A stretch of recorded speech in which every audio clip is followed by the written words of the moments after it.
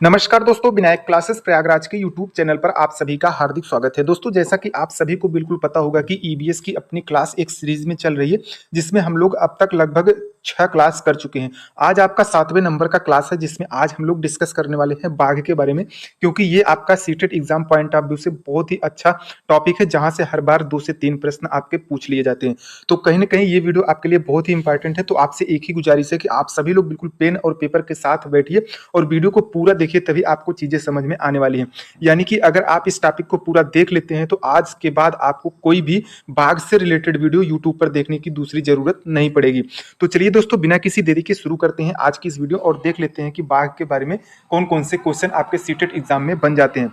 सबसे पहले दोस्तों बात करें तो बाघ जो है वो भारत का राष्ट्रीय पशु होने के साथ साथ अपनी प्रजाति में सबसे बड़ा व ताकतवर जानवर है, जिसकी लंबाई लगभग 13 फीट और वजन 300 किलोग्राम का होता है। यानी कि दोस्तों यहाँ आपको एक लाइन से 2 क्वेश्चन देखने को मिल गए कि बाघ की लगभग लंबाई कितनी होती है और इसका वजन कितना होता है। तीसरा आपसे ये भी क्वेश्चन पूछा जा सकता है कि भारत देश का राष्ट्रीय पशु कौन सा है, तो आपका उत्तर में बाघ बिल्कुल सही हो जाएगा। वहीं पर दोस्तों अगर हम आगे नंबर की बात करें तो बाघ के साथ साथ कुछ जानवरों के खाल पर जो डिजाइन बने होते हैं वह उनके बालों के रंग के कारण होते हैं। यानी कि दोस्तों मैं आपको बता दूं कि जो आपको कुछ जानवरों के खाल पर डिजाइन बने दिखाई पड़ते हैं वो उनके बालों की वजह से होते हैं। अगर उनके बाल काट दिए जाए तो जो खाल पर डिजाइन बने होते हैं वो आपको डिजाइन बिल्कुल भी दिखाई नहीं देंगे। तो यहाँ से भी आपका एक क्वेश्चन बन जाता है कि जो जानवरों के खाल पर डिजाइन हमें दिखाई देते हैं वो किस कारण से होते हैं। अगले नंबर की बात करें तो दोस्तों देख सकते हैं कि बाघ अंधेरे में हमसे 6 गुना बेहतर देख सकता है। अगले नंबर की बात करें तो बाघ की आवाज भी बहुत तेज होती है, अर्थात बाघ का गुर्राना 3 किलोमीटर तक सुना जा सकता है। यानी कि दोस्तों बाघ जब अपने आवाज में गुर्राता है तो उसे हम लगभग 3 किलोमीटर तक सुन सकते हैं।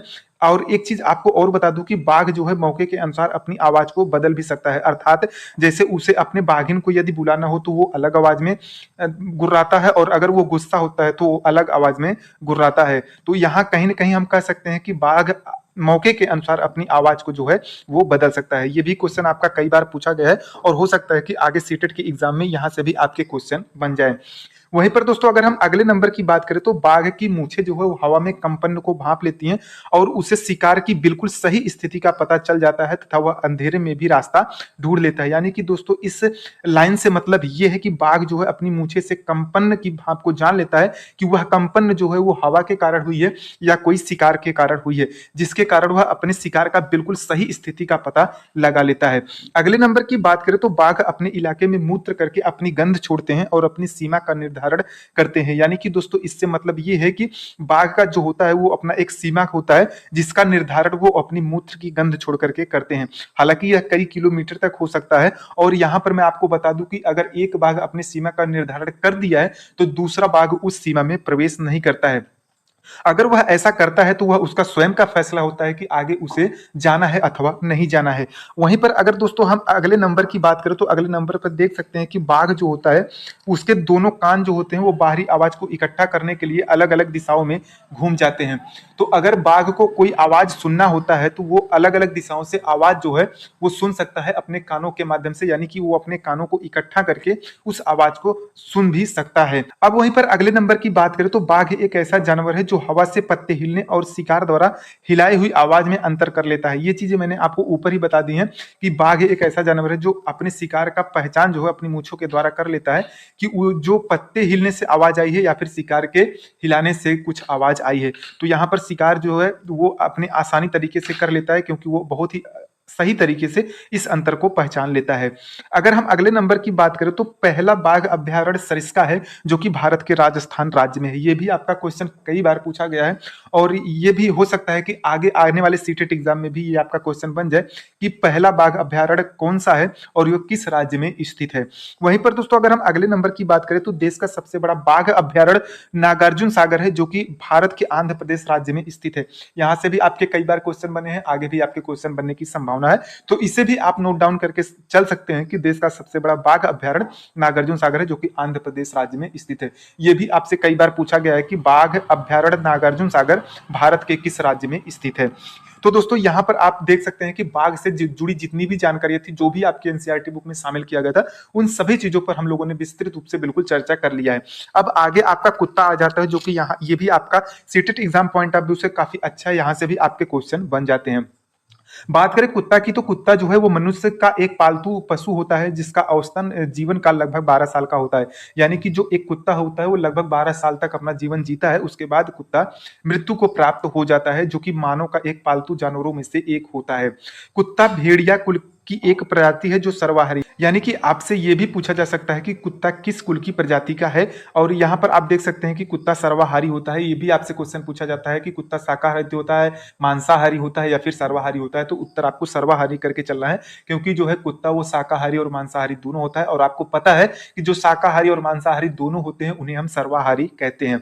नंबर 3 की बात करें तो कुत्ता बर्बाद खाने की सफाई करने के साथ साथ हमें शिकारियों और अजनबियों से सतर्क करते हैं।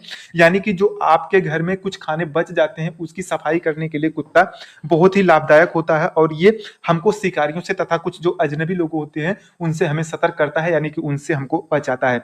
तो ये भी आपका पॉइंट अच्छा बन जाता है। ये भी आपका विषय वस्तु के सेक्शन में कुत्ता से संबंधित ये प्रश्न आपके पूछ लिए जाते हैं।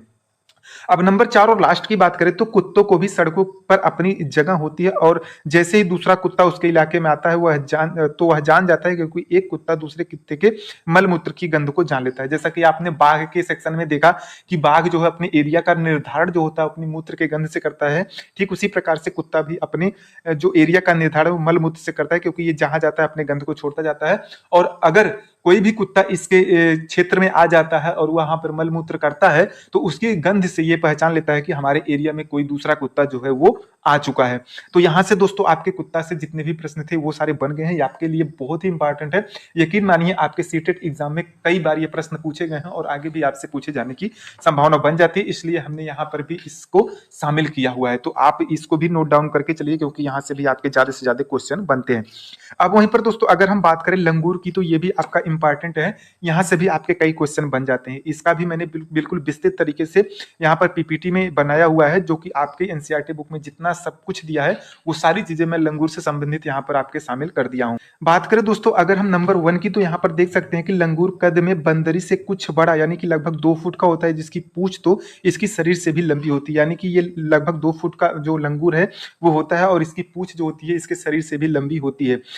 लेकिन मादा नर से छोटी होती है। यानी कि दोस्तों इस लाइन से मतलब ये है कि मादा जो लंगूर होती है वो नर लंगूर से छोटी होती है। ये भी आपका क्वेश्चन कई बार आपके सीटेट एग्जाम में पूछा गया और आगे भी बनने की संभावना बन जाती है। अब वहीं पर दोस्तों अगर हम लोग नंबर 2 की बात करें तो इसका जो मुख्य भोजन है वो फल फूल है, लेकिन यह बंदरों की तरह कीड़े मकोड़े और अंडे भी खा लेते हैं। तो अगर आपसे पूछा जाए कि लंगूर क्या क्या चीजें खाते हैं, तो आपको बताना है कि लंगूर फल फूल के साथ साथ कीड़े मकोड़े और अंडे भी खा लेते हैं। अब वहीं पर दोस्तों अगर हम लोग नंबर 3 की बात करें तो जंगल में ऊंचे पेड़ पर बैठा लंगूर पास आती मुसीबत, यानी कि जैसे मान लीजिए कि जंगल में शेर आ रहा है या फिर चीता आ रहा है, तो जो ऊंचे पेड़ पर लंगूर बैठा है वो इस मुसीबत को भाप लेता है और एक खास तरीके की आवाज निकाल करके अपने साथियों तक संदेश पहुंचाता है कि अब उन्हें सतर्क रहने की जरूरत होती है। यानी कि लंगूर में एक ये भी खासियत पाई जाती है कि वह अपने आपको मुसीबत से बचाते हैं और अपने साथियों को भी मुसीबत से बचा लेते हैं। तो दोस्तों देख सकते हैं कि आज की जो ये वीडियो थी ये बहुत ज्यादा लंबी नहीं थी, लेकिन यहाँ से आपको क्वेश्चन भर भर के देखने को मिलने वाले हैं